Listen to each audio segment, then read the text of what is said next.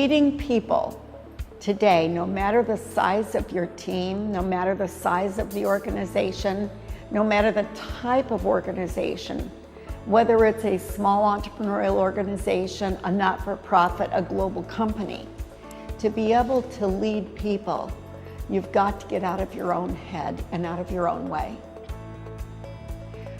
If I'm thinking about myself, the filter comes in my ear and it processes through my brain, and I think about what's being said based upon my own filters, my own reference points.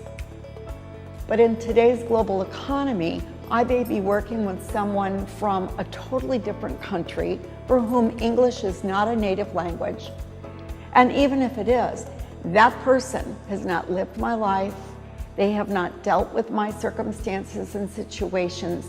They don't have the filters I have for benchmarking effectiveness. For me to lead in today's economy, I have got to listen through their ears. I have to see situations through their eyes. I have to learn what motivates that person so that their core values rise to the top.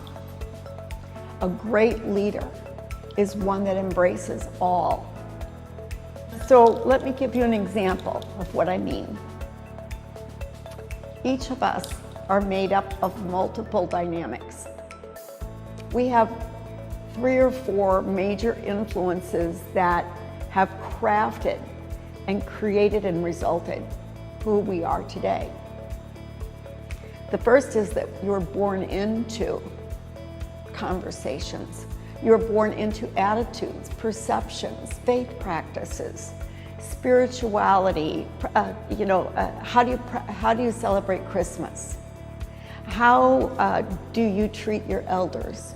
How do you treat extended families? You are born into a culture. You inherited that. You inherited that way of thinking, that way of believing. Now, I want to distinguish that I'm not talking about a belief as a faith practice here.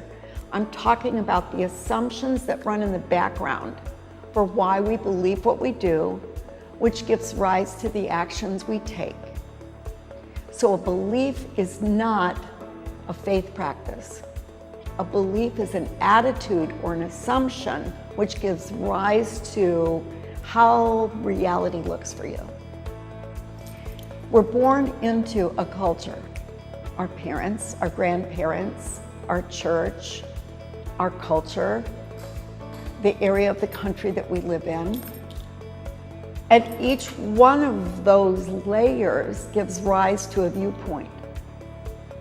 The second influence is that after you're born, things happen in life.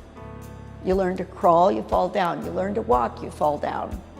You want a bottle and nobody responds. You want a bottle and somebody responds.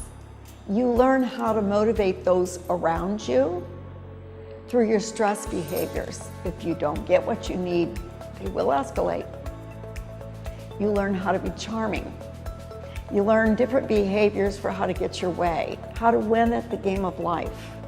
You also learn when not to take a risk.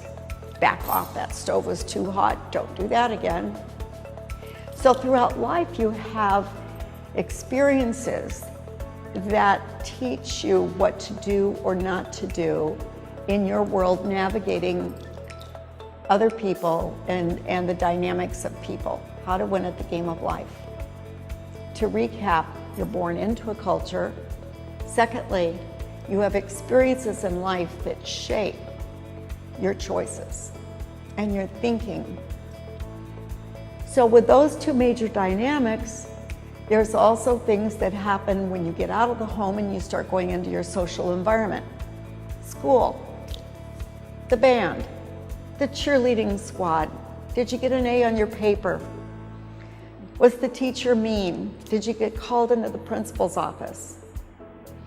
Was your mom and dad in an upset one night? Did they get mad at each other? Was there a death in the family? How did you handle the sports team? Were you the first chair? Were you the last chair? Were you a joiner, or did you hang back and not get involved in clubs? All of those social dynamics are a third layer. At the core is what you were born into, what you inherited. The second layer are the influences that happened as you went through life.